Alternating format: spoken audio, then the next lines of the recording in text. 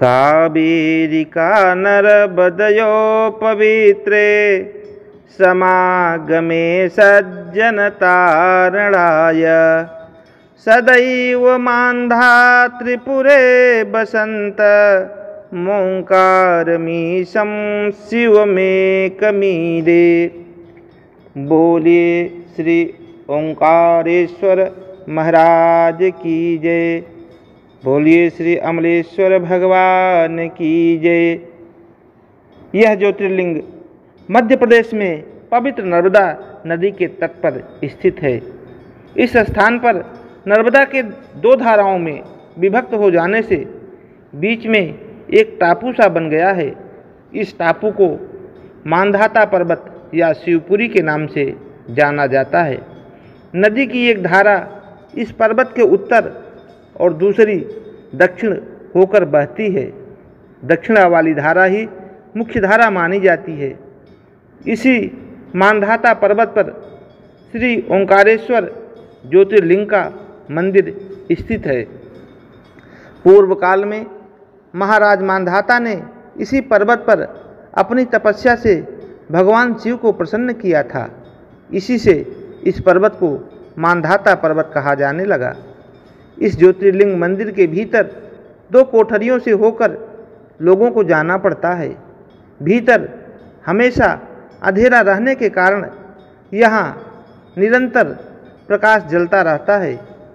ओंकारेश्वर लिंग मनुष्य निर्मित नहीं है, यह स्वयं प्रकृति ने इसका निर्माण किया है। इसके चारों ओर हमेशा जल भरा रहता है। संपूर्ण मांधाता पर्वत ही भगवान शिव का रूप माना जाता है। इसी कारण इसे शिवपुरी भी कहते हैं। लोग भक्तिपूर्वक इसकी परिक्रमा करते हैं। कार्तिक की पूर्णिमा के दिन यहाँ बहुत बड़ा मेला लगता है। यहाँ लोग भगवान शिव को चने की दाल चढ़ाते हैं।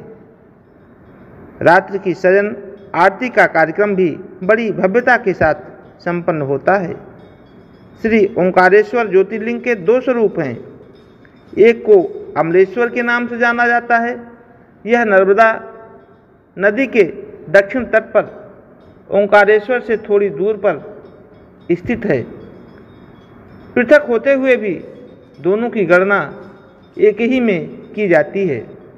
लिंग के दो स्वरूप होने की कथा पुराणों में इस प्रकार से वर्णित है। एक बार विंध्य पर्वत ने पार्थिव अर्चना के साथ भगवान शिव की 6 मास तक कठिन उपासना की।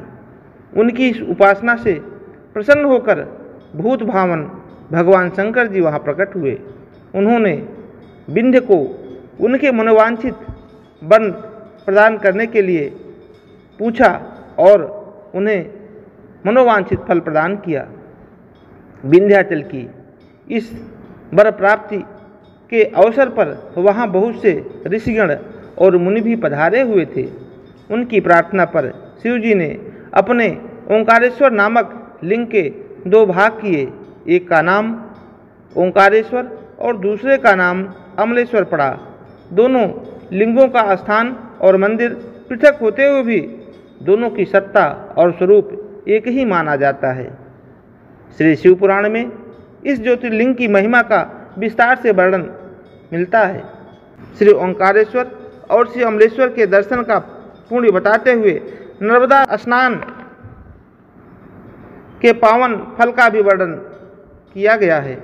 प्रत्येक मनुष्य को इस क्षेत्र की यात्रा अवश्य करनी चाहिए। लौकिक पारलौकिक दोनों प्रकार के उत्तम फलों की प्राप्ति भगवान ओंकारेश्वर की कृपा से सहज ही सुलभ हो जाता है। अर्थ धर्म काम और मोक्ष के सभी साधन उसके लिए सहज ही सुलभ हो जाते हैं। अंततः उसे लोकेश्वर महादेव भगवान शिव के परम धाम की प्राप्ति भी हो जाती है।